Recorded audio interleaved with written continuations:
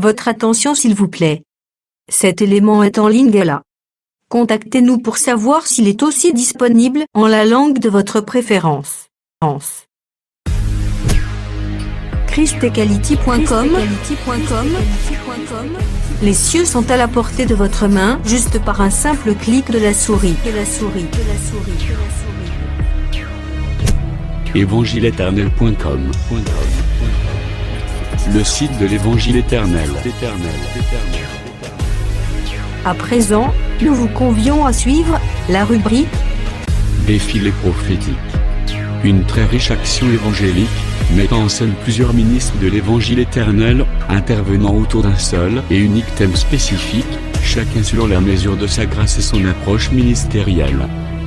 Sous le même thème, l'intervenant d'aujourd'hui est le suivant, l'homme de Dieu, le docteur Jacques Moutombo, vous propose de suivre cette vidéo pour votre édification spirituelle. Tous les enseignements du docteur Jacques Moutombo sont disponibles sur christequality.com/jacquesmoutombo.html. Bonne édification au nom de notre commun Seigneur et Dieu Jésus-Christ. Amen. Verset 8, qui n'ont la 11. Sur les villes, les Thummim et les Urim ont été confiés à l'homme saint, et tu as tenté à Massa, et avec qui tu as contesté aux eaux de Méry. Lévi dit de son père et de sa mère, je ne l'ai point vu. Il ne distingue pas ses frères. Il ne connaît point ses enfants, car ils observent la parole de l'Éternel.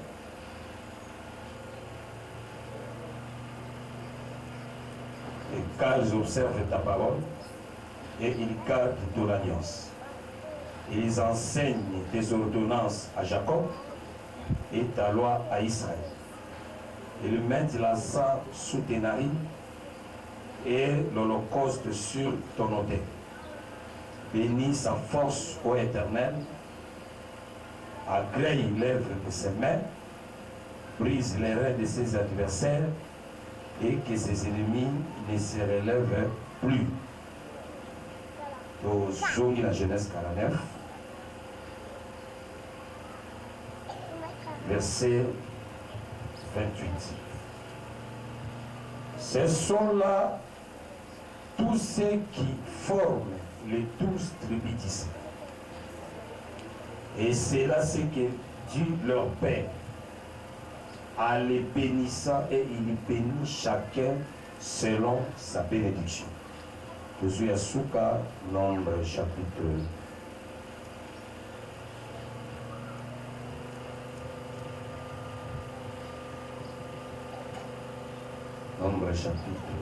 1, verset 52 à 53. Nombre 2 et Nombre 1, 52 à 53. Les enfants d'Israël camperont chacun dans son camp, chacun près de sa bannière, selon leur division. Mais les Lévites camperont autour du tabernacle du témoignage, afin que ma colère n'éclate point sur l'ensemble des enfants d'Israël. Et les Lévites auront la garde du tabernacle du témoignage de bonheur. Merci pour Salibiso Ngolo. Merci pour le Pessibiso Makasi na Togo Oyo. Utambusi Utambe ya Makolo na Biso Katisika Oyo. Merci pour la bonimo na yo, Nikolo na Biso Pema na yo. Yango nazali ko remercier yo pour Salibiso Susu Ngolo. Omemi biso likola mesa otie biloko mibale lipa pembe pe vigno lipa pembe suni nzoto na vigno makila tolia suni tomela makila tozwa bomoi mbola makobo toti kotanga totelemeli nguya nyonso ya satana tobondeli na kombo na Yesu Kristo. Amen. Amen. Topesi eglise ya mbote na kombo na Yesu Kristo. O mbote ya ese mbote boye topesi eglise ya mbote na kombo na Yesu Kristo. Topesi eglise ya mbote na kombo na Yesu Kristo. Très frère le Seigneur. Ça va. il faut que nous ensemble. Amen. Donc merci Nanzambe. Wa sali biso ngulu na kolona lelo. Toza liboso na bino. Et topesi merci na pasteur Tite. Oyo na mboka na ville batei bazebele. Mais abwaki mwa misu likolo na biso. Mwa ngulu ya moke oyo toza nango. Toya kocontribuer na mosala oyo. Tika ete kolo apambola ye.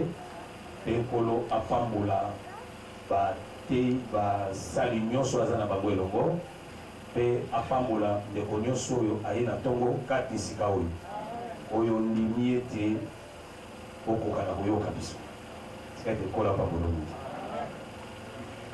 tozali na sujet eza tellement vaste parce que levi eza lite ya 1 heure du temps te eza lite ya monene mais par la grâce du Seigneur le coco dans la moi pensée donc comprendre souci à Jacob puis souci à Moïse afin que tout ce soit là Lévi et l'autre aussi ndengeni peut-être pour comprendre ndengeni voilà pourquoi nous remercier Kolo pour la assise ya boye les assise ya kitoko et couper sa biso mpole afin koyeba kotambola malamu na baperiode oyo eza mabe oyo parce que moto akolonga ntango ezalaka moto aza na lumière soki oza na lumière te kotikala jamais kolonga est-ce kolenga malamu parce que jésus christ na kotalaka bapharisien azotanisaka bango ete lumière na bango ezalaka ténèbre c'est-à-dire bazalaka na lumière mais ntango yesu azotala bango azomona ezalaka ténèbre ça veut dire ozolandake bango mpe balobaka baza na lumière. Mais pour y comprendre que ça ténèbres, il faut aller dans la vraie lumière. C'est-à-dire que si on a la vraie lumière, on comprend que c'est la ténèbre. Mais si on a la lumière, on comprend que c'est la lumière. Parce que tout ça, c'est la malade. Amen. Voilà pourquoi on comprend qu'il y a des fois dans la lumière, il faut s'arrêter à solo. C'est-à-dire que si on a l'arrêter à solo, on comprend que c'est la lumière à ma vie. Voilà pourquoi nous allons bénir les sous nous avons ma casse pour être apesi occasion ya koya koyoka nayebi soki koyoka c'est une bénédiction rien que ça dit si Dieu te fait grâce d'écouter cette parole peu quitter ça veut dire que tu étais destiné pour l'enfer c'est-à-dire la seule parole qui est au-dessus de tout c'est l'évangile éternel on a opéré l'assurance ya makambo en dehors de l'évangile éternel, nous sommes athées. Donc, nous sommes fiers de monter l'évangile éternel. Il y a que la monter solité. Atawa, pinako, c'est camouflé pour nous monter l'évangile. Il faut pas qu'il s'en a souka. Nous allons monter l'évangile éternel. Pour monter les assommés. Amen. Est-ce qu'on a la madame? Est-ce qu'on a les ailes? Ah, ça va arriver, beaucoup ça va le faire. Voilà, qui est malin. Amen. L'anda bien. Si on est dans la ville, les attentes à monter, ils vont monter un groupe de prière, monter devant, monter un message. Azati. Si on est dans mon côté ici, monter, il y a un groupe de prière. Au bandit à Sango. Na bato église de réveil ok na mission ok na néo apostolique otamboli bango nyonso message ya bango est-ce qu'on a malade oui bango nyonso akotelema devant mote ya message te. Mais c'est un message à l'évangile éternel. L'évangile éternel est béni.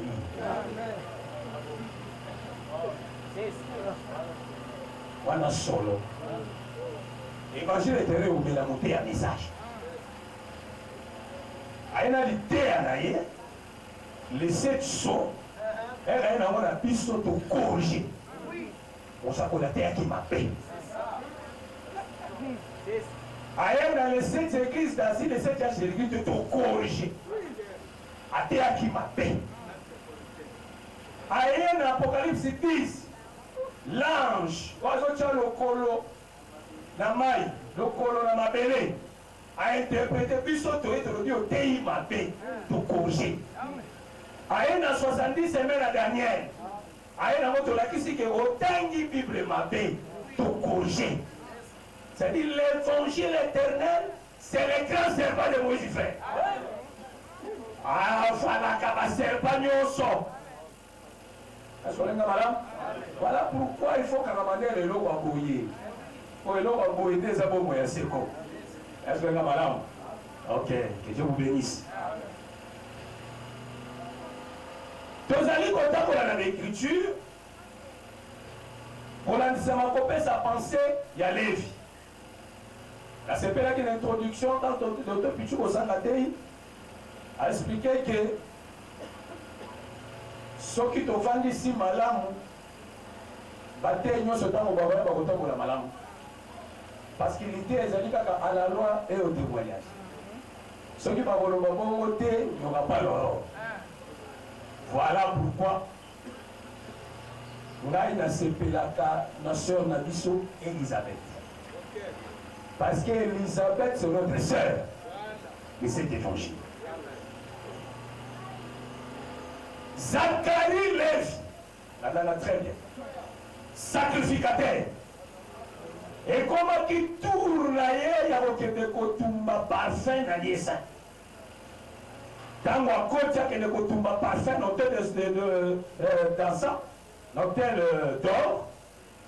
Elle a un parfum. Ange abimé. Ange dans abimé, il y a un message à moi. Que au soit moi na mobali. Zacharie a douté. Parce qu'effectivement, Zacharie a douté. Parce qu'il y a un ministère, il y a tout. Parce que à mon âge, il va tout avaler. Parce que le message est qu'il y a Abraham. Abraham, au Kosovo, il y a Mobile. Abraham a séqué. Est-ce que les gens ont monté au bout de mon âge à 100 ans? Ça veut dire à tout. Dans Genèse 18, message yeli Sarah. Que Sarah Kosovo est Mobile. Sarah c'est qui? Conséquent Abraham et Sarah, c'est tout un prophétie, c'est toute une prophétie, frère. Et c'est l'homme qui a été. Comment on dit pas c'est qui, frère? Frère, quand tout a gâté. Oui, quand tout est n'a pas un significatif. Voilà pourquoi Zacharie n'a tourné. Tant que a ébissé, il n'est pas douté. Parce que Zacharie n'a qu'à un ministère. Parce que c'est le ministère, il y a tout. Parce que tant qu'il y a un message comme il a Abraham et comme il a Sarah, que va soit moi, va douter, c'est l'état de la loi. Parce que dans la loi, et Zalaki n'a tout que le fils viendra. Est-ce que vous avez madame? Mais la nana très bien. La nana très bien. À douter. Ah, j'ai monsieur Loco le douter. Au commis baba. Au commis baba. Au koloba kaka. Mukolo mwana kokota. Oh, Zacharie, c'est le frère Moïse. Parce qu'avant qu'on dans le temple, parce que l'Élias, c'est aussi le sommet de la montagne. Parce qu'il avait laissé le peuple pour venir causer là. Parce que tant que dans l'Élias, le peuple lobby a oumeli. C'est que Bazalé qui au bas de la montagne, causait là, le prophète était monté. Et Bazon, c'est la descente. Est-ce qu'on a un malade? On a cet acte, c'est un acte prophétique. Il y a collègue que le véritable Zacharie, c'est le Seigneur, c'est Moïse, qui avait laissé le peuple au bas de la montagne. Il est monté au sommet. Retour les amis, il viendra avec le message du Fils. Parce que le message du Fils, c'est l'arrivée avec le tabernacle. Amen. Amen. Est-ce qu'on là? Amen. Amati, Aoume, Azoroni na ange. Ange ebisi okozomo na mobile. Loko na douté que azali mpaka. Parce que loko epesa qui tout na Abraham, pe na Sarah, c'est la vieillesse. Ça veut dire nazina komi mpaka. Est-ce que moto ya santa kokoboto? Elisabeth, Marie, plutôt, Sarah tali 90 ans. Est-ce que kokoboto? Zakaria tali âge a komi nango ya kibompaka. Est-ce que kokoboto? Atali Elisabeth a komi maman paka. Est-ce que kokoboto? Est-ce que madame, on a voulu qu'il s'arrête. L'homme était incapable de produire. Le corps a montré qui est incapable de faire une intervention. Est-ce que madame? Parce que la vieillesse parle de l'état de la loi. On les a qui est incapable de couper sa moine. Le corps a la loi qui est incapable de couper sa moine. Et il fallait qu'il y ait un mot qu'on ait couper sa moine. Voilà pourquoi Isaac apporte la volonté d'Abraham. Mais Isaac apporte la volonté de l'Éternel lui-même. Pour dire que l'arrivée d'Isaac est la venue de Dieu sur la terre. Mais remarquez, frère, remarquez. Amati, son ange, Amata na akota na temple azoloba. Mais abima baba aye na ba tablette. Est-ce qu'on a malade? Azoloba avec des signes. Makambu nyonso balaki koloba azokoma yango. Ayebisi Elisabeth message epesami okobota mwana mobali komone kozala Jean. Est-ce qu'on a malade? Elisabeth aboti. Quand Elisabeth aboti, écriture est ici que par voisin baye na ba voisine comment la bébé abotan. Il faut aller bani de l'autre badaka. Baye pe kolu na mwana abotan. Baye bala moko na ba biloko na bango. Bala moko mwana komone kozala Zakari tata na ye. Elisabeth alobi te. Kombo a mwana oyo. Ozala Jean. Bandibite maboko Jean été. Balobi to vérifier na kibotata na ye. Comment ya mutu Jean ezate. Ça veut dire que loko na yo. Et où tu as? Bonjour moi. Yempe abandi que pilo on dit bakate quoi. Ngana motei boni bakate quoi. Na sina lobe za bongo boni bakate. Parce que ton père est monté à l'Olympique de l'eau, la macasse. Boni macaque. Et donc on peut chercher à voir. Ça vient tout. On le retient à voir. Parce que tu vérifier, Nakibotata, Jean Zate. C'est-à-dire, oh yo, je suis ça. Il n'y a pas de discussion de comment on dit, beaucoup dit ça à ministère, n'a été accueilli pour consulter. Est-ce que madame, accueille pas Zakari? Zakari a dit pas madame Kolobate. Accueille pas Inaye, j'ai un problème là-bas. Jean Zakari a suivi tablette, a commis comme la moine Jean. Il y a même tablette. Tant que nango et place à ma voisin. Batali. Malobo ya lobaki. Nawa e komami bandimi. Amen. C'est-à-dire l'ensemble des saints bandimakate pour lobi. Tokoni masoke komami. Quelle que soit la révélation de la kitoko deveni. Mais ceux qui papa pesi tablette était. Tokoni magote. Oh le baba. C'est le frère Moïse frère. Parce qu'il y a un lobby difficile. Il y a comme Mokanda. Lui c'est la lettre. Voilà pourquoi Elisabeth, c'est l'Éphésiens 4 verset 11, qui doit expliquer ce que Moïse a écrit. Voilà pourquoi Donc, pour expliquer, puis noter, selon notre pensée. Mais tout le temps, vous allez dans l'écriture. Écriture à la Bible. Jacob, dans Moïse. Jacob a banni qu'on bénit le bananaï. Mais quand vous signez une forme de bénédiction, oh Jacob a béni. Bah ben il y a une malédiction, tu vas bien une bénédiction. Parce que dans le verset dans la Souka, verset 28, la Genèse 49, on dit, ce sont là tous ceux qui forment les 12 tribus d'Israël, et c'est là ce que leur dit leur père. En les bénissant, et il y bénit chacun selon sa bénédiction. C'est-à-dire, quand l'oiseau bénir Lévi, c'était sa bénédiction. Amen. Quand l'oiseau bénir Ribin, c'est sa bénédiction. Est-ce que vous avez malade? Ça veut dire chaque enfant avait reçu sa bénédiction.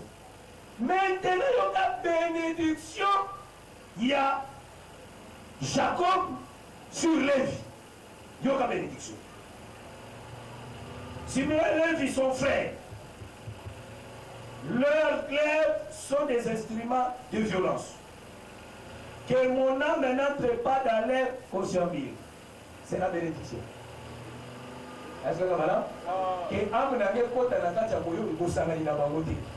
La conscientiel n'a pas voté. L'âme n'a pas côté. Ça veut dire que Jacob refusait d'entrer dans le rassemblement à Lévi. Azoboui, c'est la bénédiction.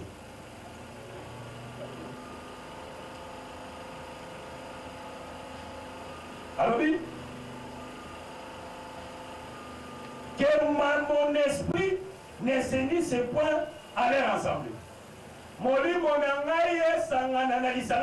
C'est la bénédiction. Car dans leur colère, ils ont tué des hommes, et dans leur méchanceté, ils ont coupé les jarrets de taureaux. Jarrets de taureaux, ils ont dit awa. Hein? Donc, le roi ou tiawa. Et va venir au jarret. Est-ce que vous avez madame? C'est ça. Ça veut dire, dans la langage, à kata kilokolo yabangome atbaï. C'est la bénédiction. À qui dit alors dit, maudit soit leur colère. Maudit soit leur colère. C'est une bénédiction. Car elle est violente. Et leur fureur, car elle est cruelle. Je les séparerai dans Jacob et je les disperserai dans Israël. C'était sa bénédiction. Amen. Et là, il n'est pas mourir. Ça veut dire la manière dont Jacob n'a pas volé les désaboués.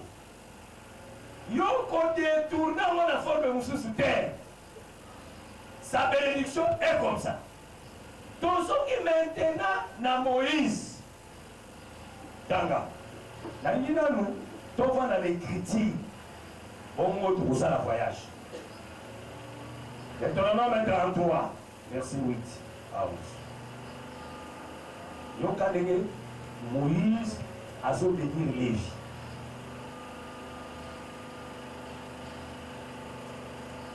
Sur Lévi, il dit, les humiles et les rhumes ont été confiés à l'homme saint. Ça veut dire, ici, Moïse, à ce moment là, mon côté, na Jacob. Lui, il voit Lévi autrement. Ici, il appelle Lévi l'homme saint. Avec Motomosan. Mais tandis que ce que Jacob, et la Lévi, à ce moment là, Lévi, c'est un homme cruel. C'est un homme violent. Est-ce que madame? C'est un homme qui tue les gens. C'est un homme qui n'a pas la miséricorde. Est-ce qu'on a la madame? Akakiti. Alors, oui.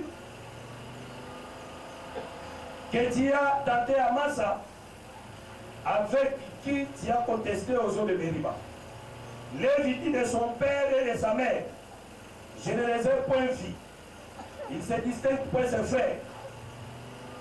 Il ne connaît point ses enfants. car ils observent ta parole et ils gardent ton alliance. Ils enseignent tes ordonnances à Jacob et ta loi à Israël. Ils lui mettent l'encens sous tes narines et l'holocauste sur ton autel. Bénis sa force, ô Éternel. Amen. Côté mon balobi, kanda na yeza la moudi, mais côté au balobi, ma casse na yeza la béni. Est-ce que vous avez bénis sa force? Là, là, très bien fait. Agrée l'œuvre de ses mains, prise les reins de ses adversaires, et que ses ennemis ne se relèvent plus. Amen. Awa, dans a 2 temps. Je prends Jacob, je prends Moïse. Parce que ce qu'on a dit, bénédiction à Jacob sur ses fils. n'a pas touché Ruben, parce qu'il m'a voté sur Ruben, mais je peux peut-être frôler, il colle seulement, on comprend les pensées malades. Ce qu'on t'a dit dans Ruben, tant que Jacob a béni Ruben, a été péninas. A été que au coucher, na couché à tatana, au souillé en haut, au compèdre péninas. Dans la langage du Sokotani, ça veut dire il est maudit. Est-ce qu'on a la malade? Il n'a pas réussi la bénédiction. Mais qui dit les autres, il Ruben est béni.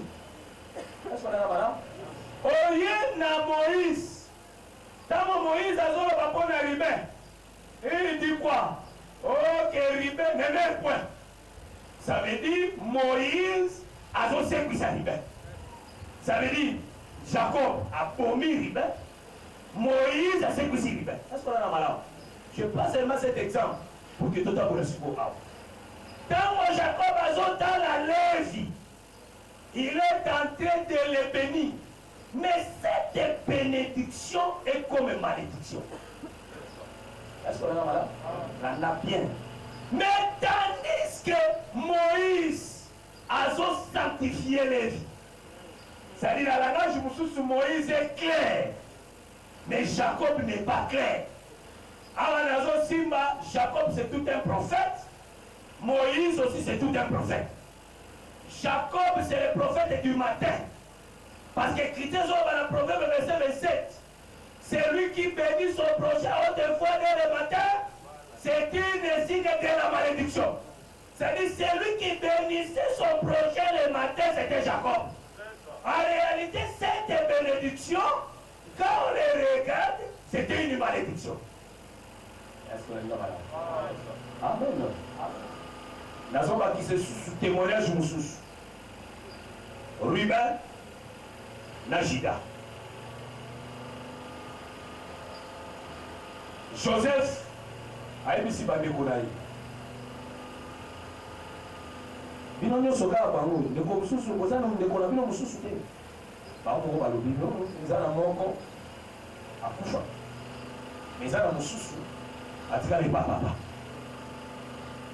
alobi bon ça va okende ozwika ma frère na bino akotisala bango nyonso longo na prison bango 10 abimisi 9 Simeon atikali na prison abi pour que Simeon abima bon, mais il frère d'Abinois. Est-ce que vous avez frère Wana Zali auprès du Père. Parce que dans la réunion, il y a Genèse 37, les frères là n'étaient pas là. Seulement le 10 et le 1. Ça veut dire que c'est le chiffre 11 qui était sur Genèse 37. Mais le chiffre 12 n'était pas là.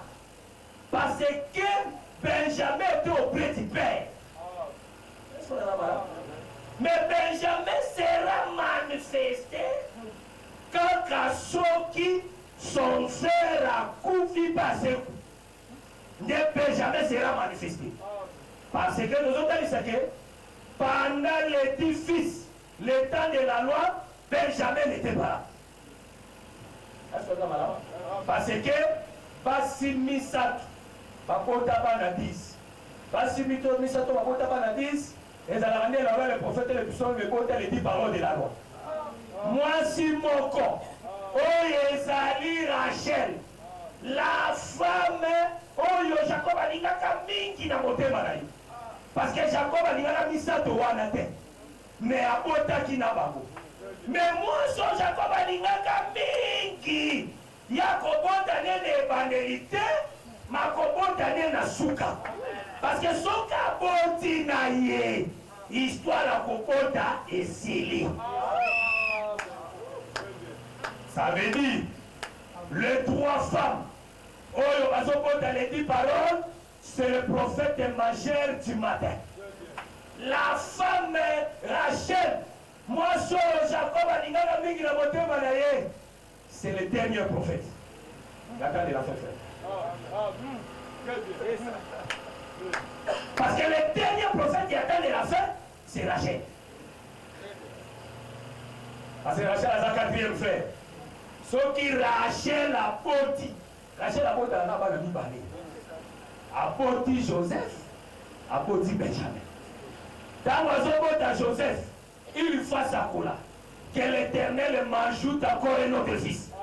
Ça veut dire après, il faut l'établir. Est-ce qu'on a un malade?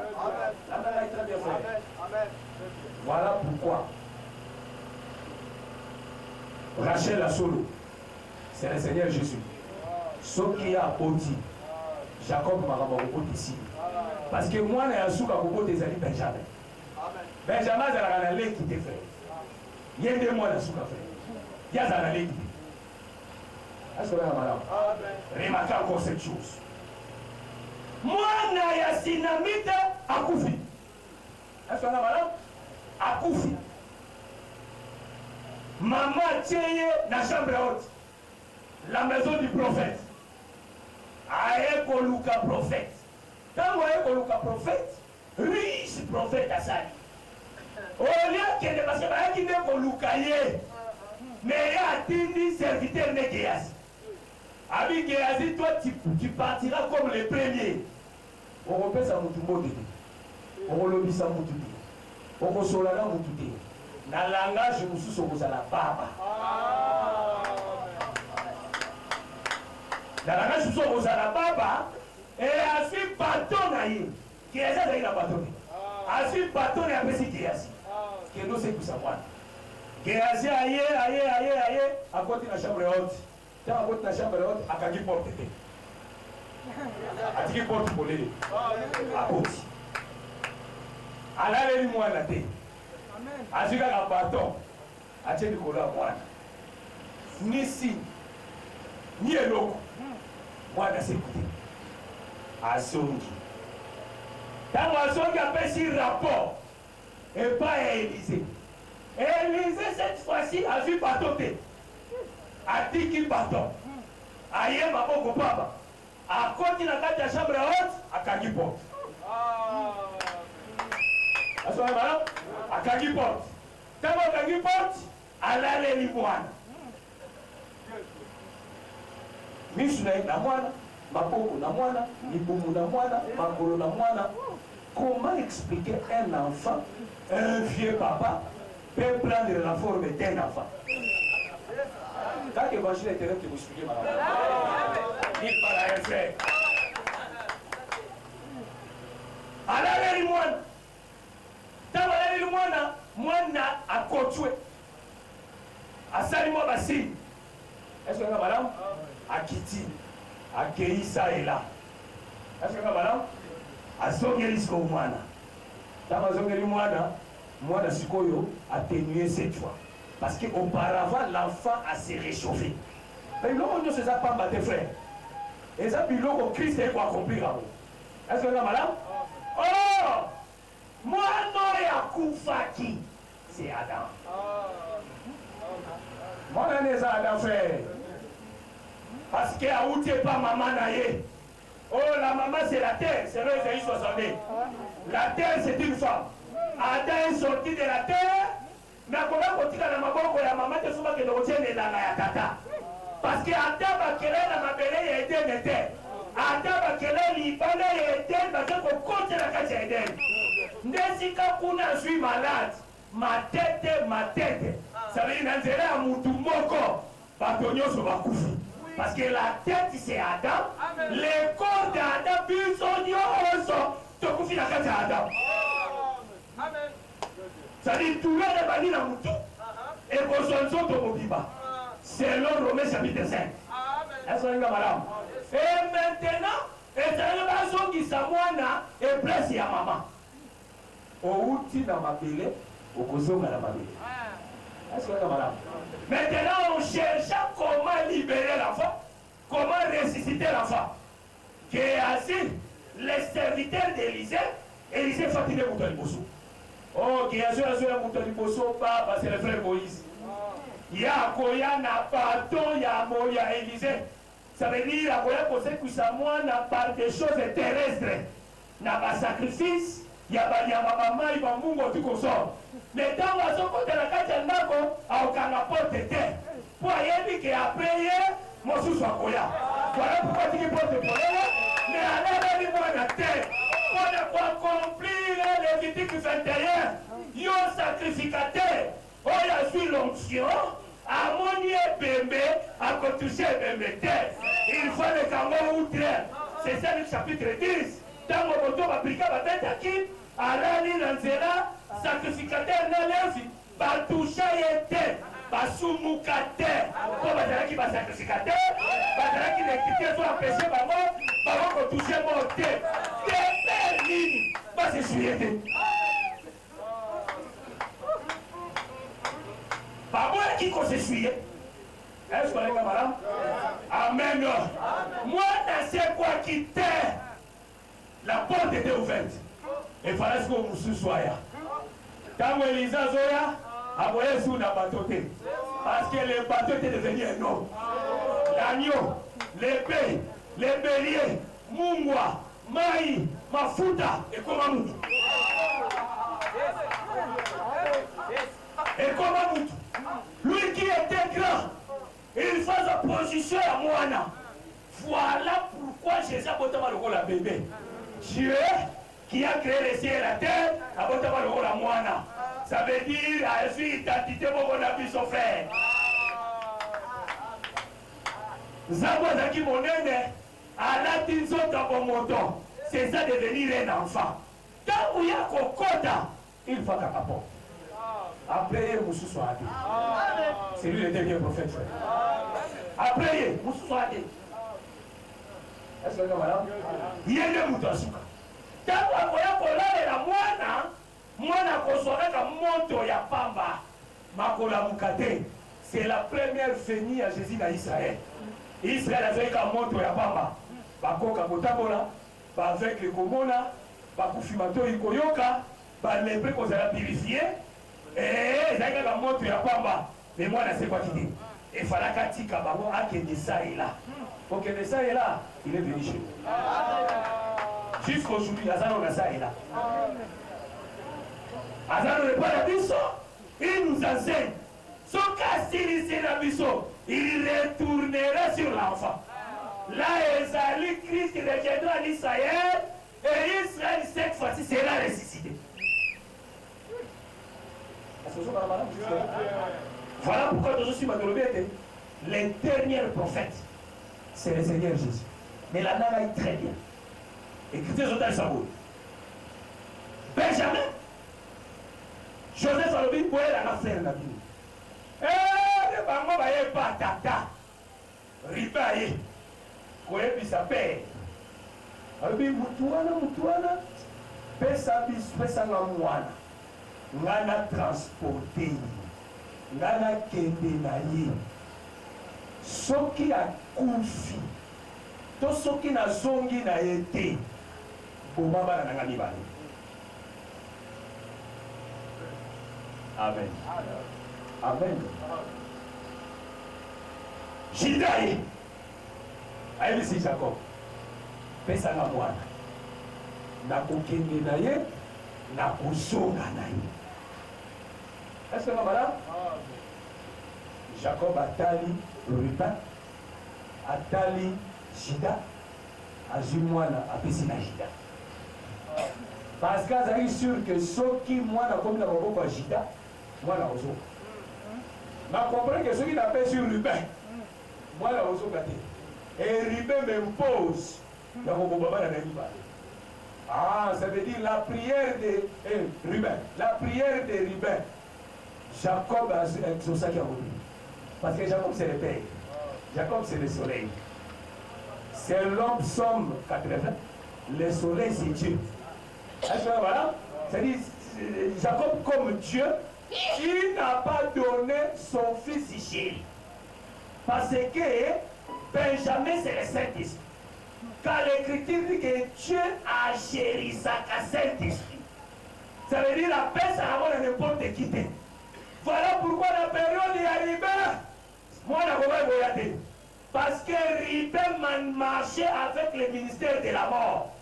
C'est-à-dire, ceux qui n'ont pas mort à la terre, pour moi, c'est-à-dire, tant qu'ils sont au ministère de la mort, Ribin comme Moïse, cet esprit va regarder. Il fallait que ça la taille à Juda. Amen. Parce que le temps de Juda, c'est le temps de la grâce.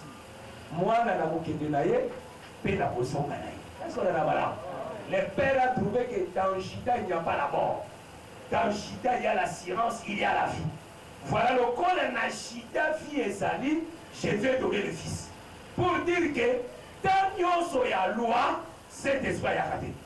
Cet esprit a la taille à grâce.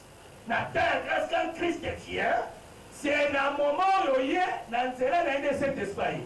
Parce que je sais je prierai au Père et il vous donnera le Saint-Esprit. Amen.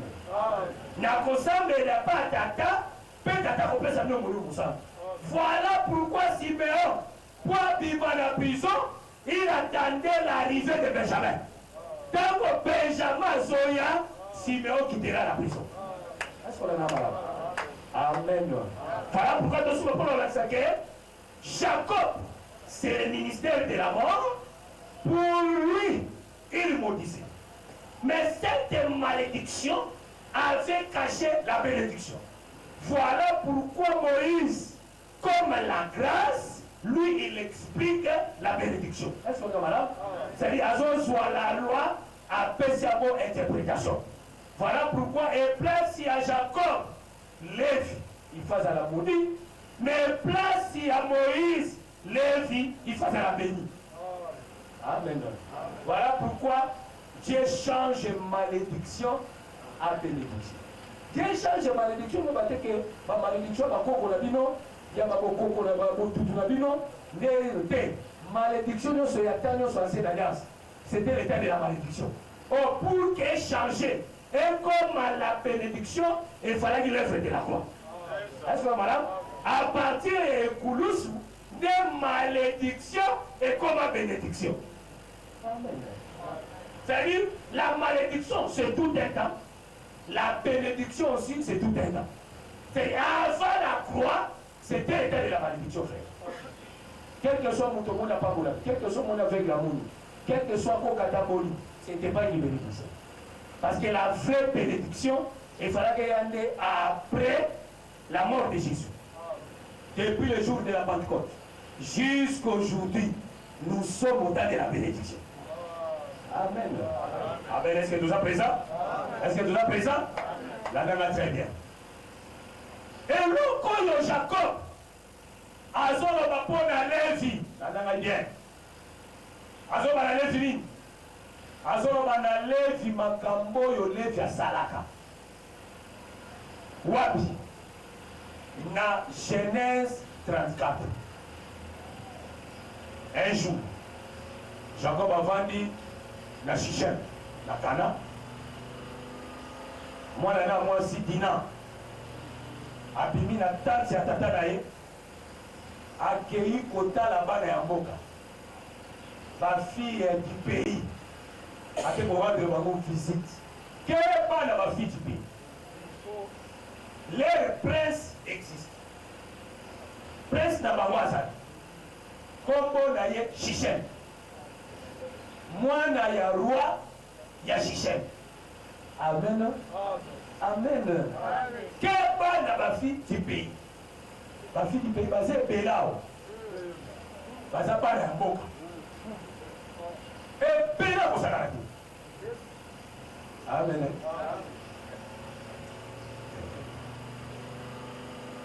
nakota kata moko amen catholique fille à pili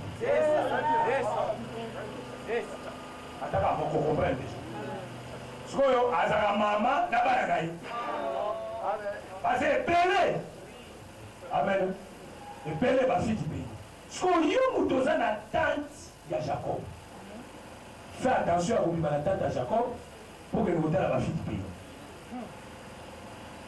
keba dès qu'on bimi na tante ya Jacob on perdre la sécurité Sichem a besoin Sichem le problème n'est pas kaka koluka la fille de Jacob oh ya sa vierge parce que Sichem maza incirconcis akatama ngengate problème nezali virginité wana beba c'est ça souci na ye est-ce que nga malama bandanga très bien tina bimi aki kotala bafille du pays bible elobi ete prince ya Sichem enlevé ye akenda ye akonetre ye ayoki elengi ya kokangama na ye asepeli avanda na ye sango ekomeli Jacob asetere Jacob avandi kimia écriture elobi ete Jacob était seul bana na ye nyonso ya mibali bakendaki kobokola bibwele milanga ye atikali ye moko est-ce que nga malamu so bashichemite bazosakana na mwana na ye ya mwasi bakangi ye na captivité babloke ye sikoyo Jacob mwasi eloko eza te parce que azalaki ata na mwana moko mpe na maboko na ye il était seul moyen à agir eza te shichemite azotondwa lolendo ya korenye likolo ya mwana ya mwasi Dina. Est-ce qu'on a la malade? Amen. Écriture lobby. Les soirs, bana nibali bazoki. Parce que maintenant on l'a dit le matin. Les soirs il rentre à la maison. Amen. Les matins, le père a son fils. Tata la moi la mobile. Mais le soir, bana nibali faut bazo. Et le soir, elle va apprendre que de mon ami sur moi si va violer, va lobi boy. Et non quoi pour écouter que c'est le mananda pour Israël était. Ils allaient infamie. Ils allaient bakala. Un incirconcis a déviergé la fille de Jacob. Impossible. Est-ce que nous voilà? Lévi a télémi avec l'épée. Attention que rapidement. Est-ce que nous voilà? À côté. A détruit ma chichemite. Quand on a détruit ma chichemite, a bomi mi bali nyonso. Mais a dit qu'il basi na ban. Na ba bité. A su ba bité. A su basi. A su ban. Azui na Dina. Est-ce que madame? Aïna Bakou. Amen. Chez le Père. Quand mon père a moni, alors dit ah, nous nous besoin de trouver un des fois, bateau nyonso ya Kanaoui. Nazana na bateau moke. Ceux qui vont sur la sangare de biso. To bunda ndengeni. Bana mibali bazoki seni. Est-ce que Zali malam? Est-ce que c'est raisonnable? Ndeko na biso moi si ba violé. Ça dit pour na Dina faire. To kopala ba kanate. To ba ba kote. Ata ba se pele ko le kabiso. To ba ba kote. Amen. Amen. Est-ce que la madame? Est-ce que vous comprenez ba to kana? Amen. To ba ba kote.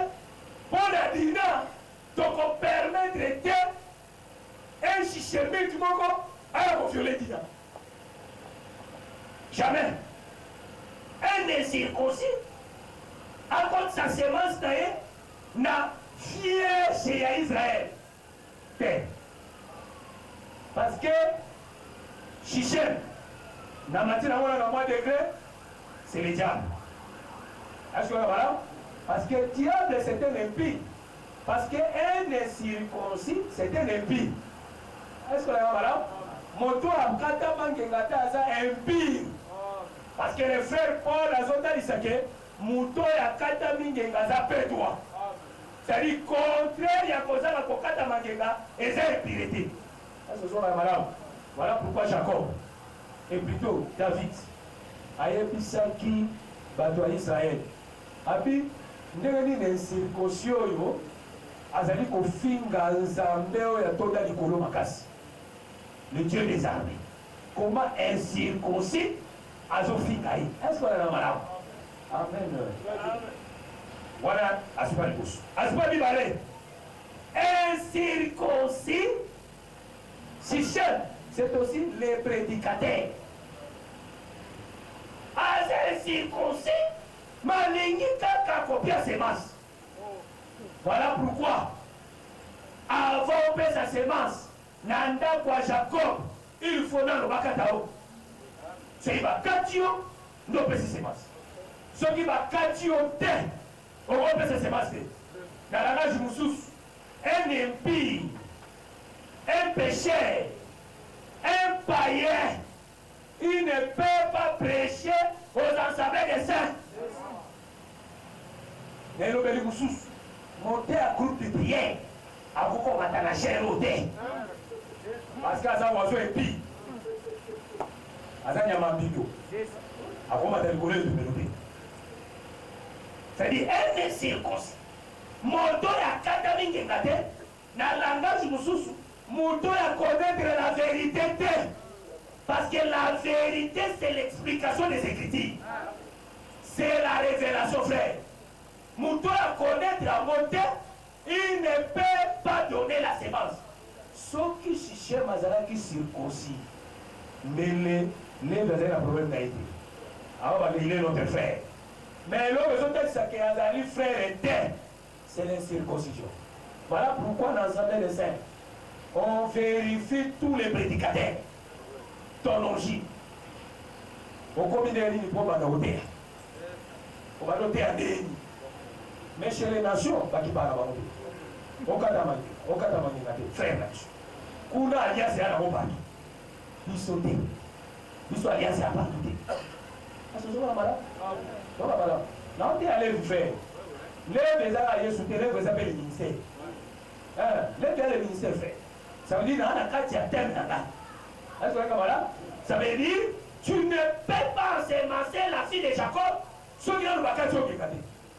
Voilà pourquoi les villages Siméon Balobeli Bango Bachemit ils ont compris que pour tout compte dans l'Assemblée Israël, il faut que tout compte à Mangenga. Parce que semblant, il y a aucun Mangenga. Parce que qui a voté parce que ce qui n'a pas la bango, c'est parce que pas compte à Pekuna. Voilà pourquoi toute personne qui vient au milieu de nous, il faut trouver une intention. Est-ce qu'il est converti à cela? Ou bien pas qui a voté à l'Assemblée des Saints? Amen. Amen. Voilà pourquoi Neuf avait compris que par toi, il va exister. Il ne faut pas aller se terminer. Est-ce que vous avez là? Remarquez très bien. Namati Sukoy, l'œuvre, c'est Christ. Le Père qui n'avait pas la force de délivrer sa fille dans ma boko, il y a prince de ce monde, qui était Shichem, qui était le diable. C'est Dieu lui-même. Zambé na tongo, azalaki na mwana te. Voilà pourquoi il n'avait pas la force d'agir. Est-ce que vous avez madame? Par rapport à Psaume 27, écriture de Bible, les fils sont l'héritage du Père. Amen. Amen. Bazali ba flèche, na kakwa un guerrier. Et c'est mon oyo. Atoni si kakwa na ye. C'est que liboso ya banguna akofongola monoko koloba lokola Jacob le matin car quoi n'est qu'il a fait jeter voilà devant l'ennemi il était capable d'agir. C'est ça Dieu de la Sainte Alliance. Le matin est capable de combattre le péché. Voilà pourquoi les fils devaient venir le soir. On l'a venu à fils ce soir, c'est l'arrivée de Jésus. Comme le véritable élève, Tangoya Koya, Tata Okoma la Makasi. Amen. La force du Père, c'est son fils. Amen. Est-ce que vous avez madame? Et Tangoya Zoya le soir, Yenda Kosala Moussala délivrance de frère. Il y a qu'à combattre les chichemites pendant 3 jours. Est-ce qu'on a madame? Pendant 3 jours. Ça veut dire premier jour, deuxième jour, troisième jour. Ba chichemite bakomi bakata mingenga. Nazoe bisayo kokata maya bangenga chichemite, c'est le dépouillement. Christ est sur la croix dépouiller les autorités de domination. Mais le 3e jour, il va finir le travail. Parce que le 3e jour, c'est la mort et la résurrection. Tant qu'on coupe, c'est quoi? Parce que chichemite ne se faut pas disparaître. Est-ce que madame? Et remarquez ceci. Na retour na façon na pité à guerre. Parce que l'élève qui n'est pas. Il est allé combattre. Tout combattant. Dans l'homme à Bituba, à son à la pité de guerre. Pité de guerre, ils ont la richesse, ils ont les femmes et les enfants. Ils ont les vêtements frères. Il y a des alliés pité à guerre. Est-ce qu'on a la malade? Il y a des alliés molifuti ya bituma. On lève, on a qui kopunda. Père Alonki. Chaise, c'est le Seigneur Jésus. Yeba on va faire. Dina kotaka na shishem ye. Nemu dina zo bibima ye mo. Dina tout le coup ya batisi. Adam qui était mort, quand il ressuscite avec tout le peuple avec lui.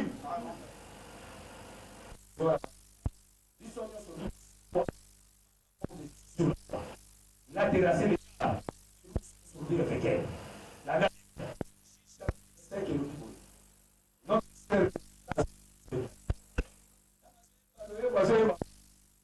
Alobi. Est-ce que Pité habite tout mesalité? Pité habite tout. Et mon évité. Bateau va gagner comme vous habitez pas. Bayen habite té. La date très bien. Marquez. Bateau va gagner qui n'habite pas. Bayen habite té. Amen. Bayen na elonga biloko. Ya elonga té. Nangi koyebisa yo ndenge tofandi boye tozali les pités de guerre ya Lévi. Amen. Tozali les pités de guerre ya Jésus-Christ. Tozali signe que Jésus a kufa asekwa alonga bitumba. Amen. Tozali signe. La nana très bien. Joachim chapitre 5. Notre sœur Déborah Zoéba. Azoéba. Est-ce que Bité, Biloko ya Bitumba ezali te. Écriture le Bible. Soki Biloko eza ebele. Bakozwa 2 vêtements. Pona guerrier moko. Est-ce que voilà? Bakozwa 1 vêtement. Pona guerrier moko. Est-ce que ça va là? Ceux qui passent basé belé, pas qu'on soit pas si bibalé, pour la guerrier mon coup. Ceux qui passent basé mouké, pas qu'on soit moi si beaucoup, pour la guerrier mon coup. Ah ouais. Les sika pour vous amener la chez Fatwa. Amen. Déborah va et papa badé. Déborah ça sert mon physique pour aider. Déborah va prophétiser. Amen. Ça veut dire, mon doigt qui est bitouma. Ceci est Deutéronome 21. Deutéronome 21 au lit. Ce qui est bitouma. olongi okangi bacaptif ezonga malamu baprisonnière na kati ya baprisonnière wana soki omoni na kati na bango mwasi aza osepeli na ye akoma mwasi na yo ozali na libala ezonga malamu okotie na kati ya ndako na yo okate suki okate mazaka ochange bilamba alela tata na ye na mama na ye pendant 30 jours ezonga malamu wana eza loi ezonga malamu ça veut dire bazali kolobela nde un guerrier ezonga malamu soki balobi buto alongi bitumba soki azongi na bitumba na bite ya bitumba ça veut dire na loi bazali kokende bitumba ebele parce que bitumba ezali nini Shichem et plutôt Déborah na Barak basangani mpo na balonga Sisera chef de l'armée ya roi de Jabin le roi Jabin ezonga malamu qui avait l'autorité sur Israël ntango bapeti bango balongi fo bakanga babite ezonga malamu na kati ya babite eza bilamba na kati ya babite eza or na kati ya babite eza argent na kati ya babite ezaka mpe basi voilà pourquoi l'écriture sur le but soki bazwi basi soki baza ebele exemple basi baza 30 et plutôt basi baza 30 mibali baza 30 ekozwa mwasi moko mobali moko mwasi moko guerrier moko mwasi moko guerrier moko soki basi baza 60 mibali baza 30 sikoyo bakokabola bazwi basi mibale mpo na mobali moko c'est une prophétie. Amen. C'est la prophétie. Voilà pourquoi le véritable guerrier qui est allé combattre et il est sorti vainqueur, c'est le Seigneur Jésus.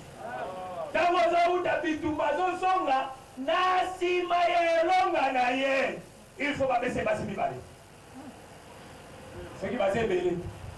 Mais ce qui va se qui est, il faut baisser moi si bon.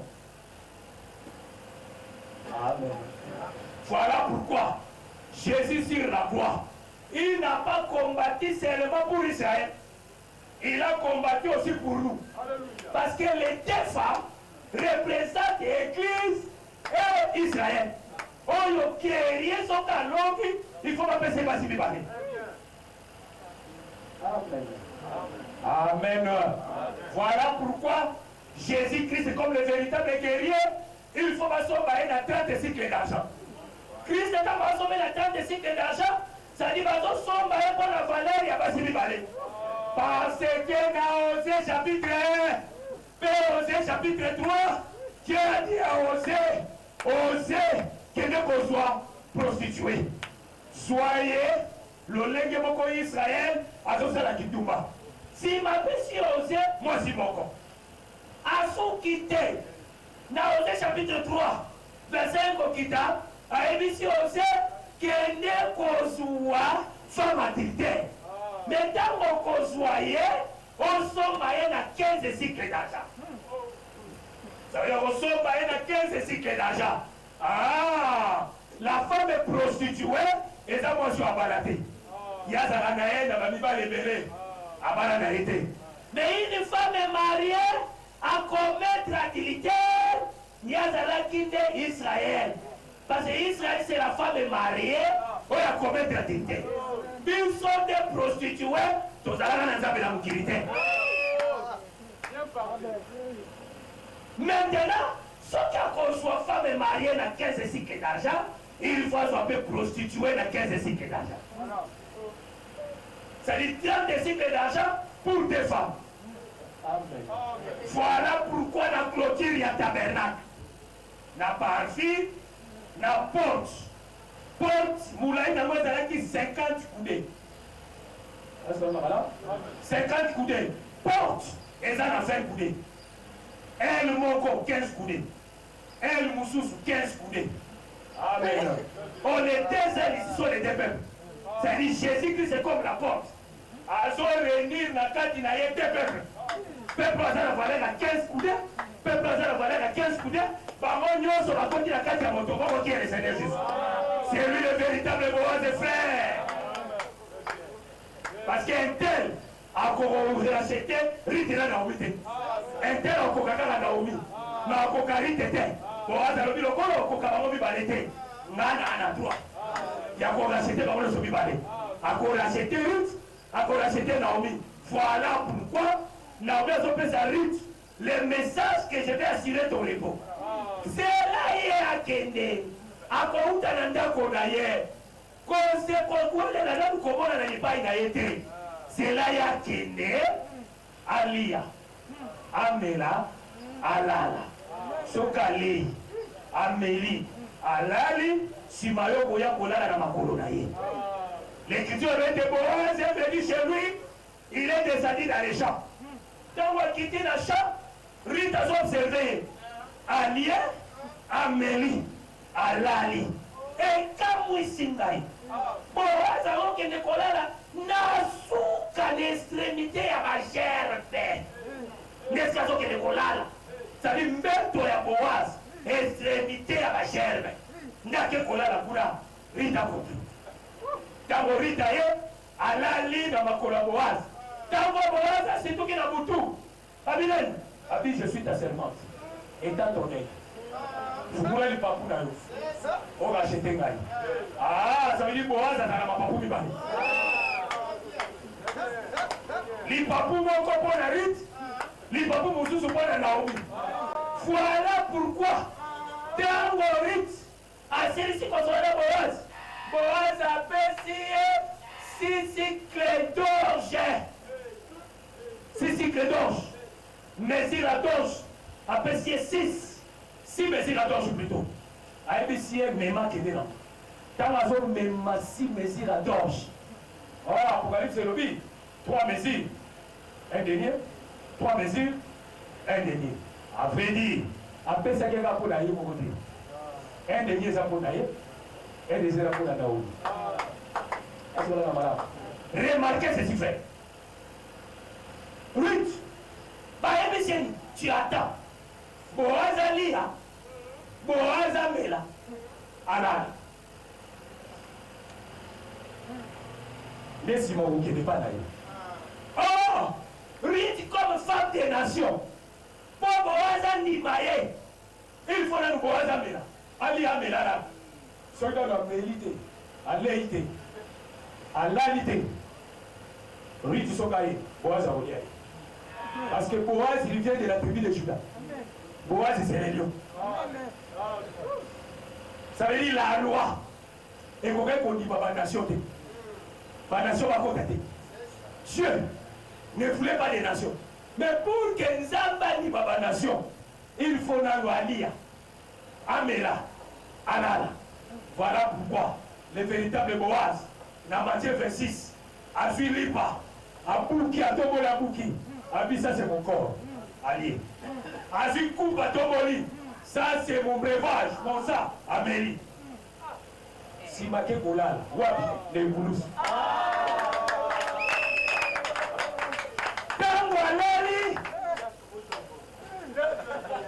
Tangualali, moi c'est quoi ma colonne, frère.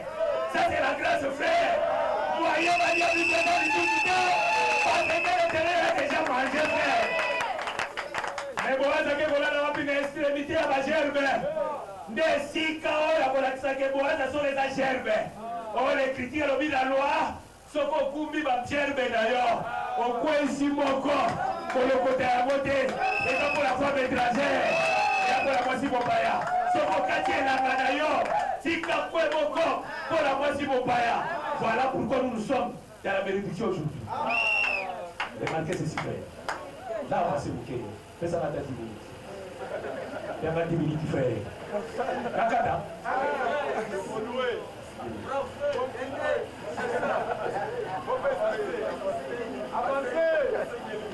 Amen. Que Dieu vous bénisse. Donc on a bossé quelqu'un la police ça. Toi avancer rapidement. Oh, les critères dit lève. Il a révélé la belle qui est les indiqués il y a jour de mon côté. Maintenant le mot est essentiel. Les critères disent ceci. Lève. Son travail, c'est couper les jarrets des taureaux. Une fois quand tu as ma colonne à taureau, Jacob parle ici, na professeur, je suis que taureau est un chichen. Ils ont la chichemite. Est-ce que madame? C'est ce qu'il a dit, non? Tu as tué les hommes dans ta colère et tu as coupé les jarrets des taureaux. C'est-à-dire qu'il a expliqué que les taureaux, ils ont des battes. Est-ce que madame? Oh, bateau, ça c'est des serviteurs, n'est-ce pas? Voilà pourquoi nous sommes venus. David a dit que j'étais environné par des taureaux de Bassan. David a dit environné par des taureaux de Bassan. Bazo fongola monokola bango lokola lio. Oya zoli ka dévorer par origine. Ah, ça veut dire le taureau est à la débattre. Il faut prédicateur frère. Véritable élève, il faut qu'à ta makolo à battre. Amen. Ça dit il faut arrêter zèle là-bas. Est-ce que madame? Il faut arrêter l'énergie là-bas. Pas continuer tel. Nani n'a épée. C'est par la parole frère. Amen. Ce qu'on m'a dit, baraka moukicho. C'était Torah. On doit recouper les jarrets. Qui n'existe plus. Oh, Bassan, les enfants de la nation, oh, il y a un roi d'Ango, ok. À tel et Israël, t'as vu Israël à son côté à la Cana. Ah, c'est de dire, Bassan, ce sont des opposants de la vérité. C'est l'antichrist, frère, qui s'oppose à la vérité. Oh, le ministère des lèvres, c'est le ministère de détruire la fausseté. Tout enseignement de ces contraire à solo, lèvres, il faut détruire la mort. Amen. Mais là, avancé, pour une minute, c'est rapidement. L'écriture de la Bible, Moïse a dit dans Lévi, on soit malade, on tient dans ce matin. On peut enseigner Israël les ordonnances. Amen. Parce que Jacob Israël les a eu au monde. On peut enseigner, on s'est dit, Lévi, c'est un enseignant. Amen.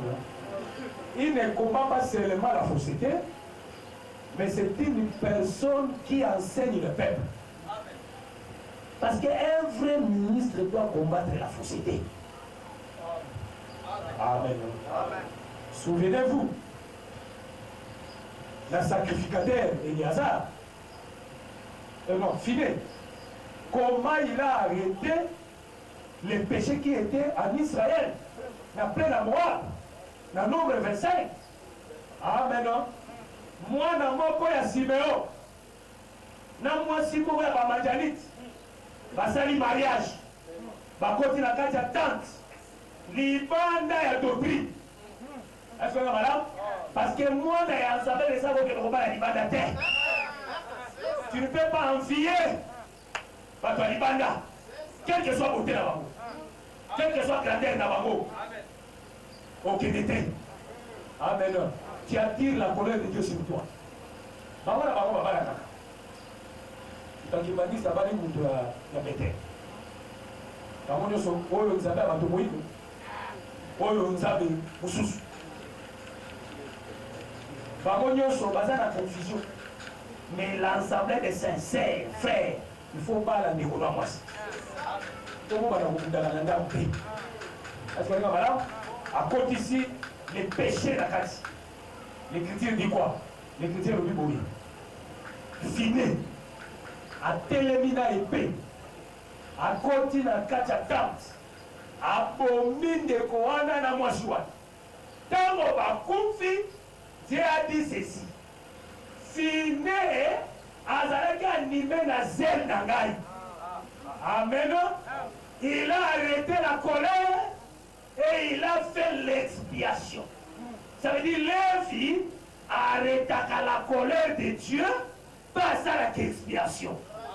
Est-ce que vous madame? Oh, faire l'expiation, c'est pardonner les péchés. C'est-à-dire Lévi a soukagala pour arrêter la colère de Dieu. Il pardonne aussi les péchés. Voilà pourquoi l'écriture dans le nombre 1. Israël a couvert dans la haute de campement. Tabernacle, Yangoyo, 3 hours, 3 awa, 3 awa. Est-ce que vous avez là? 3 l'Orient, midi, septentrion, Occident. Est-ce que vous avez là? Mais ce qu'on lève, à Kofana, lève à Kofana, tout autour. Il y a tabernacle. C'est-à-dire, il est l'optimiste. Est-ce que vous avez là? Il y a Kozar au milieu, il en a très bien. Et qui est Moïse, Aaron et ses fils vont avoir la Orient. Les 3 autres étikali. Babovanda. Amen. Voilà pourquoi la prophétie à Moïse, même la prophétie à Jacob, a même si l'éviqué n'a pas dispersé au Nagadia Israël. C'est-à-dire, tant qu'on est dans au milieu, à une position, ça veut dire, dans chaque 3 tribus, les gens à la carte. Bien. Dans chaque, il y a 3 tribus, les gens à la carte. Ce qu'on est dans la tribu, les gens à la carte. Ce qu'on est dans la tribu, les gens à la carte. Ce qu'on y a, les gens à la carte. Ce qu'on y a, les gens à la carte. Est-ce qu'on est là? Les vieux pour tout le monde faire. Est-ce que vous avez là? Oh, les gens sont là. Au milieu, il y a tabernacle. Pour faire quoi? Alors, il y a au milieu pour que empêcher Kanda Nangé qui t'attend. Ça veut dire Lévi, c'est l'arc-en-ciel qui empêche la colère de Dieu et s'abattre sur le peuple terre. Voilà pourquoi dans Exode 19, Dieu a dit sur le peuple. Peuple, il faut ça, mais pas comprendre la vérité. Il faut qu'il y ait un médiateur. Avec Moïse, parce que Moïse c'est Lévi. Il y a entre Busso et Nzambe. Nzambe toujours kokoyoka été. Parce que Maloba Nzambe c'est la colère. Au lieu quand on est quitté la Bisso et quitté la Néo. C'est-à-dire le châtiment qui nous donne la paix est tombé sur nous. C'est-à-dire quand Dieu rugit comme un lion, c'est toi qui auras la capacité de maîtriser Dieu. Bisso ton cocaté. Ça veut dire Lévi c'est le médiateur. C'est le médiateur entre Dieu et les hommes. Et je vous informe aussi, Lévi c'est le 13e tribu. Lévi, le 13e. On va l'évangile éternel. Il part à rien faire. 13e tribu. Là, je vais expliquer aux frères. Makambo okolo apia te biso. Apia ba kusute. Bisouté. Voilà pourquoi. Pour yeba makambo. Yo Philistin. Il faut luka mwasi ya Samson. Si on écoute la mwasi Samson, nous élit makambo. Si on écoute la mwasi Samson, on yeba makambo. Oh Samson c'est Dieu. Mwasi na Yesu. Bisonne va Philistin. Bandeko ya mwasi na ye. Sopo to yeba makambo nzambe, il faut Yesu. Amen. C'est le son qui est sur sa terre. On va makambo nzambe te. Yesu a se révélé na batu nyonso tout. Yesu apoya pour révéler et pas Caïphe. Apoya pour se révéler pas Caïphe. Sacrificateur nous-mêmes. Apoya. A Dieu pour se révéler dans un péché. Pour le bien Pierre. C'est-à-dire qu'on appelle ça pour y aller dans Bisso Papa. Ils ont quoi? Et ils ont quoi? Et ils ont la télévision. Toi la TVT. Toi la parole. Et ils ont quoi? Ils ont construit quel bâtiment? Toi la bâtiment, toi la bâtiment. Mathieu, c'est ça. Et nous croyons qu'un jour, nous retournons dans le bâtiment. Parce que nous avons la parole faite. Il ne faut pas se décourager. Il ne faut pas se décourager. Nous avons Dieu. Toi, nous avons son nom. Lévi, c'est le 13e. Parce que Lévi, au milieu d'Israël, c'est la faveur de Dieu au milieu d'Israël. Parce que Lévi, c'est la faveur de Dieu. Quand on a besoin de Lévi, c'est le Lévi qui a la faveur de Nzambe. Parce que Lévi, c'est Nzambe et bon corps. Voilà pourquoi on a été de 32. Quand Israël a péché pour la Vodor, on a la doctrine. Quand on a péché pour la Vodor, nous avons Basiliki. Est-ce que voilà, avec Moïse, avec Moïse, je vais exterminer ce peuple ici. Là aussi, ça va m'union. Va Koufa. Nous nous disons que Dieu a un conseiller. Ça va un conseiller. Ceux qui va président de la République n'a pas un conseiller, pas ça. Oh, Dieu ne s'y répand pas. Dieu s'y répand. Et Dieu l'éternel. La Tangisi Barabobo Esaïe 9, verset 5. Un fils, un enfant nous est né. Un fils nous est donné. On l'appellera Père éternel. Moteya Pevalogo. Atangi Penasango. Atangi Vexé. Un enfant nous est né. Un fils nous est donné. On l'appellera Père éternel. Baboui. Première question. Moi, non, je vais dire yes. Je vais dire yes, c'est Père éternel. Ah, vous l'avez dit. Ils sont venus, ma papa, on n'a pas voulu, mon frère. Je ne vais pas donner tout le monde pour connaître les affaires. Je ne vais pas donner tout le monde. Famille, un enfant nous est né, un fils nous est donné. On l'appellera conseiller. Quand est-ce qu'il est conseiller? Cet enfant devient conseiller après la mort de l'agneau. Dans l'agneau, on coupe en Égypte. Israël a pillé, cet enfant devient conseiller. Pour le dire, les Israéliens basés sur l'Égypte étaient. Basés dans le quartier désert, parce qu'ils vont traverser la mer Rouge. Ah, ils ont péché. Maintenant, les gars, vous m'avez conseiller à eux. Abi, la police terminée, c'était aussi une prophétie. C'est-à-dire que na liboto pour télémélingaï na kobimisa liboto mosusu soki bino produit le fruit de la repentance c'était ata mapanga oyo ekoma liboto ya ngai c'est-à-dire na professeur ayikaki no Israël okufa nzambe abimisa liboto mosusu c'était nous la toleki mais Moïse siko alobi habité il ne faut pas kosala bongo soki okomi bango Égyptien. Bateau alentour. Par contre, qui est capable, il y a comme ça, la terre. Il y a comme la désert. Dieu s'est réparti. Ça veut dire qu'il parce que l'État a conseil depuis l'œuvre de la croix jusqu'aujourd'hui. Nous avons un intercesseur auprès du Père. Il intercède pour nous faire. C'est lui le conseiller de Dieu. C'est le Seigneur Jésus. Voilà pourquoi il est au milieu. Pour empêcher la colère de Dieu, frère. Parce que lui, c'est qui? C'est le 13e. Amen. Nombre 29, verset 12 à 13. Écriture de Bible, on a fait un tabernacle. Il faut pas qu'on tous 13 morts. On a fait un tabernacle.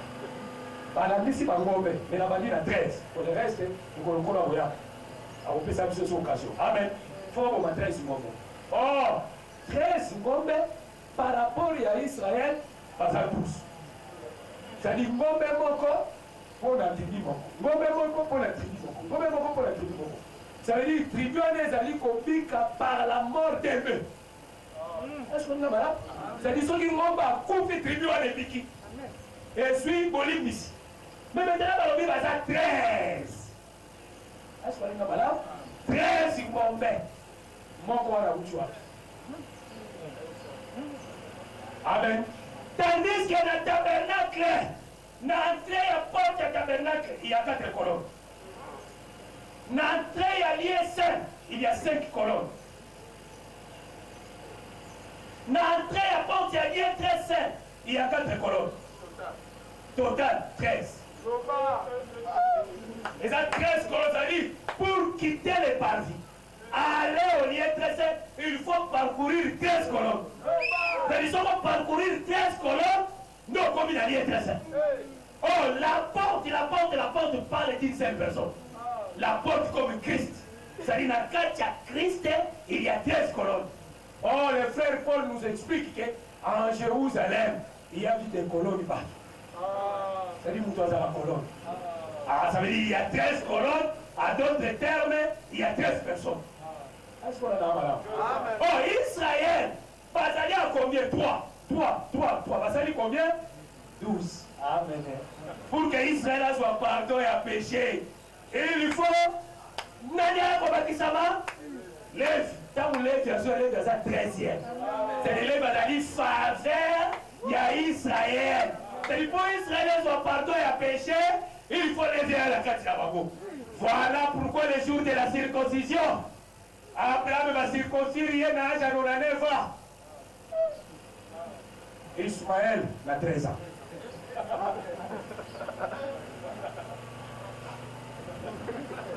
Amen. Amen. C'est Ismaël a fait circoncision à 13 ans. Tandis qu'Abraham a 9 ans. Oh, Jésus a l'obéi dans la parabole. Ce qu'on a rassemblé tout. Au bout de 6 mois, au côté de 9, ok, la caméra. On est 9 qui reste.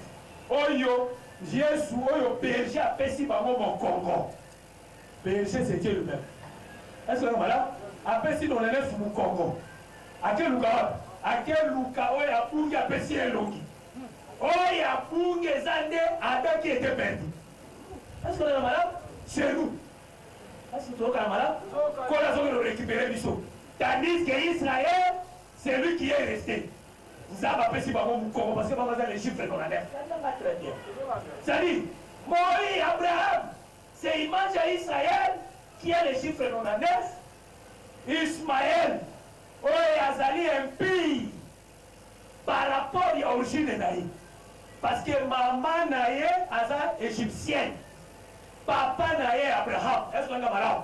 C'est-à-dire, Ismaël comme égyptien, c'est le peuple des nations. Est-ce qu'on a malade? Ça veut dire la circoncision est un moment manquant. Abraham a eu circoncision, Ismaël n'a pas eu circoncision. Pour parler que quand la grâce vient, et il est pour Israël, et il est pour la mission. Mais la grâce est très bien conclure.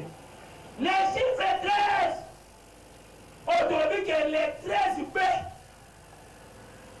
c'est les 12 tribus à Israël, parce qu'ils s'enlèvent du 13e, n'est-ce pas? C'est les chiffres 13. Est-ce qu'on est malade? Oh, Lévi, oh, Yazali 13e, c'est la faveur de Dieu sur le peuple. Tandis que quand nous sommes les 13 B, nous voyons les 13 ans.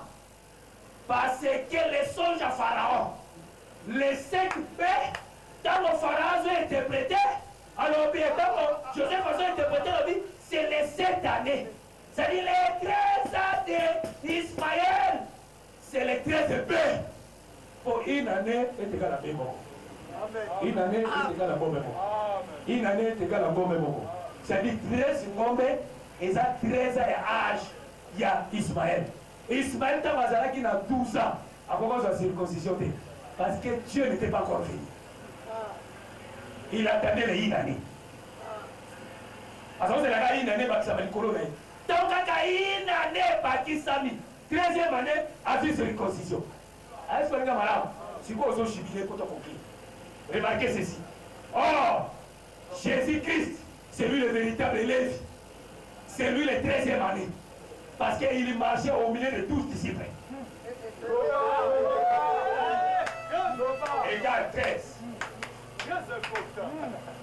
Oh, les 12 disciples, c'est le chiffre 12 qui est la maison d'Israël. Ils attendaient l'arrivée d'un sauveur. Oh, le sauveur qui est le chiffre 13, c'est Jésus-Christ. Côté Bango, 13. Le 13e, les gens des faveurs, il y a un Zambé, Nakati la Bango. Ça dit, ce qu'on nous a alliés sous la carte d'ailleurs, on a la faveur à Zambé faire. Voilà pourquoi on coupe les sous-souterrains. Il y a besoin de ça que les financats, il y a peuple à Israël, quand dans Zambé, qu'on quitte la terre, Zambé faut appliquer ça. Amen. Amen. La souki, c'est la passage au 1 Samuel 25.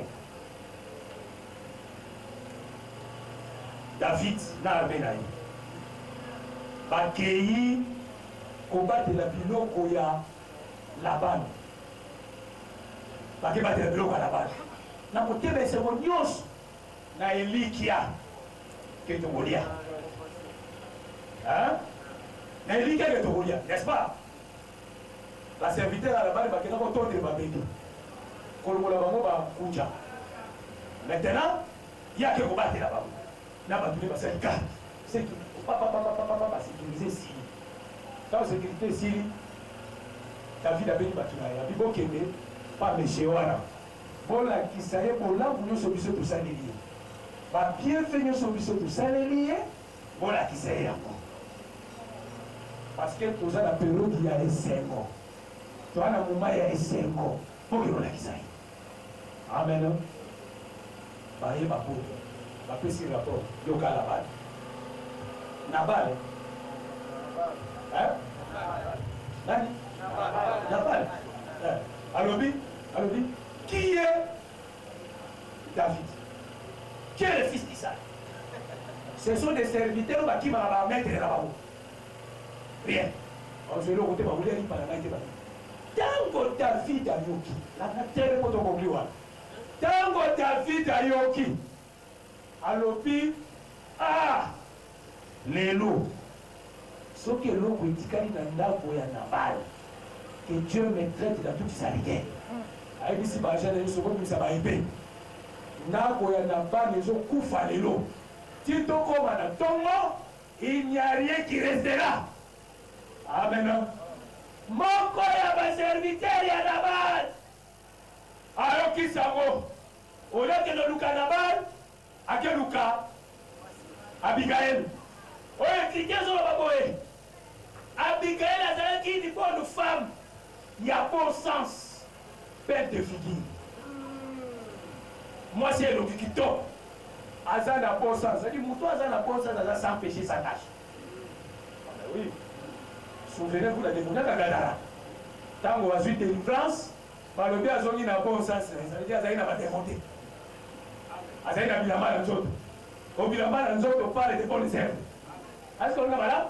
Bon sens, ça veut dire parler de la pureté. C'est un homme saint. Cette femme va faire ses critères. Madame, la perte de notre maître est résolue aujourd'hui. Il est tellement furieux. Est-ce que nous madame? Ça dit serviteur, tu as un rapport de place. Il y a Abigail.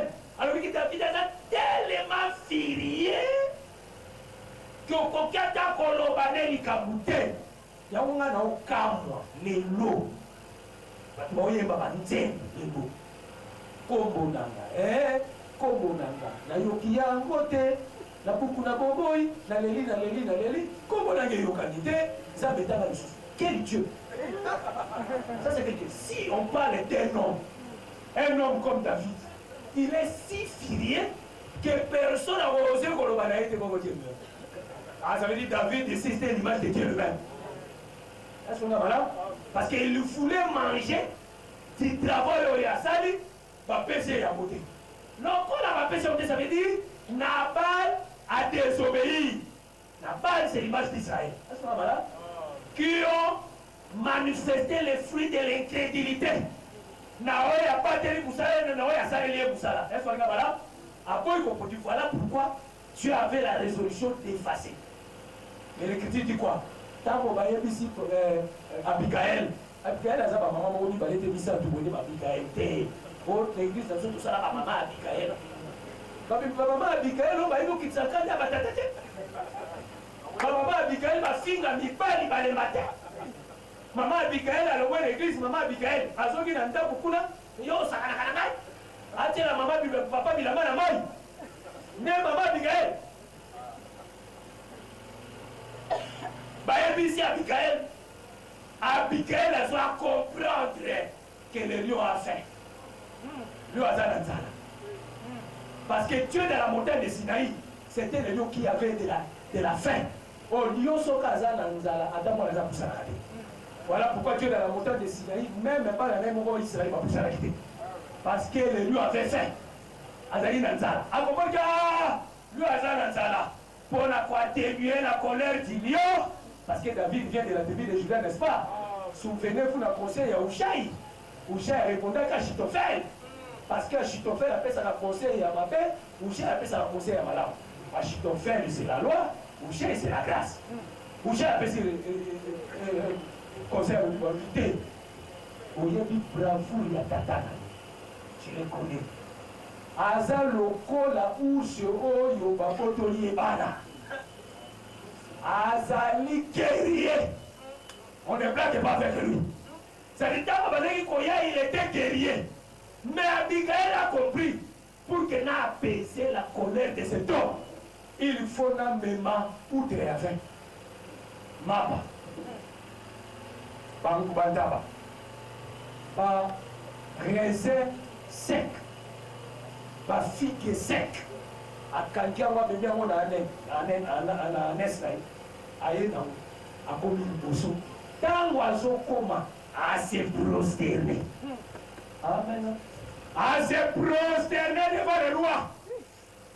Pour que lui, quand il a bogi saki, et si battu. Ça veut dire, David a sur le balaye bouillé. Que Dieu te bénisse. Parce que tu as empêché ma colère. Ah, ça veut dire Abigail, c'est l'arc-en-ciel. C'est Lévi qui empêche la colère de Dieu.